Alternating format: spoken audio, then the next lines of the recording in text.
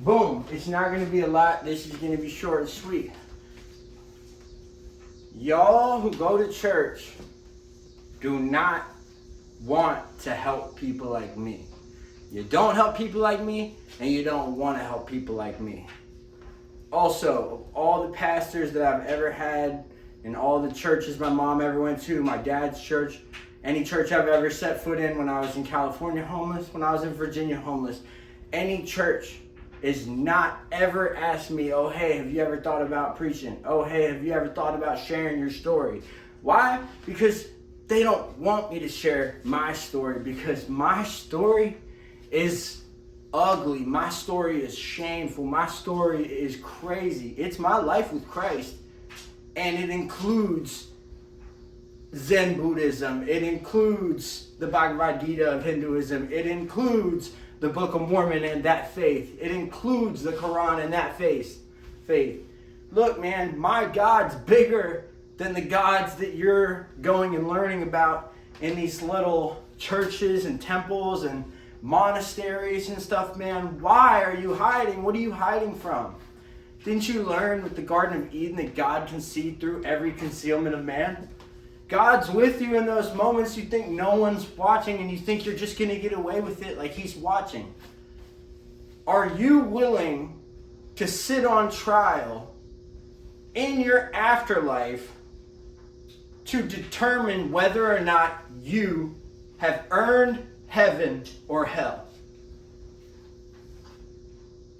Are you ready for that? That's how it goes. You appear before God, and it's God versus you. And you've got to prove your case as to why God should let you in his realm as opposed to the pit of flames. Step 1, acquire representation. A lot of people in the afterlife summon different gods, different deities that they had connections with while they were alive, different versions of God that they've encountered when they were alive, different spirits that they thought were God while they were alive. All of that goes into the case file that God is reading from as he's watching your representation plead with counsel to please dismiss the charges. What are the charges? Sin. What are the charges? Sin. And what does sin mean? It doesn't just mean me smoking pot and not you drinking alcohol.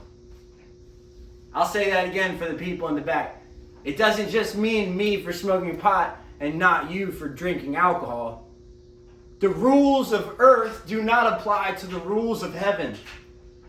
They don't apply. The rules of mankind were written by mankind. The rules of mankind do not apply to God's realm, aka heaven. Guess what? The rules of mankind determine the hierarchy of hell. I'll say that again for the people in the back.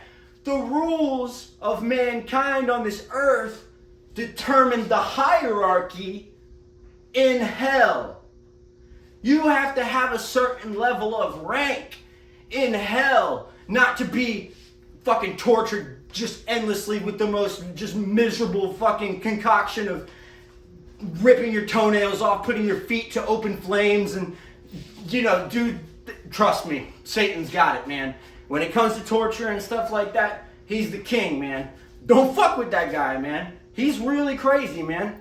And look, I even told the Mormons the day I got baptized, when I woke up, came out of that fucking water, I told the Mormons 2 things. I said, when John was, because his name is John, so I call him John the Baptist. So I said, the moment that John started to press on my sternum to push me back under the water, I felt 2 things in one moment. I felt fear and I felt hope.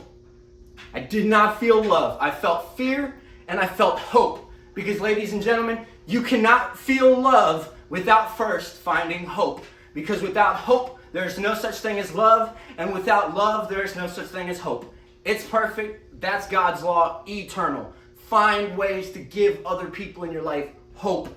It will impact the hierarchy of heaven for you. Yes, Satan has rules to his hierarchy in his kingdom. God has rules to his hierarchy in his kingdom. And guess what, Kate, aka my mom? You're in the nosebleeds in my section, and mine's got a lot of names, and right now they're calling it Jesus. But just letting you know, you ain't on the fucking guest list.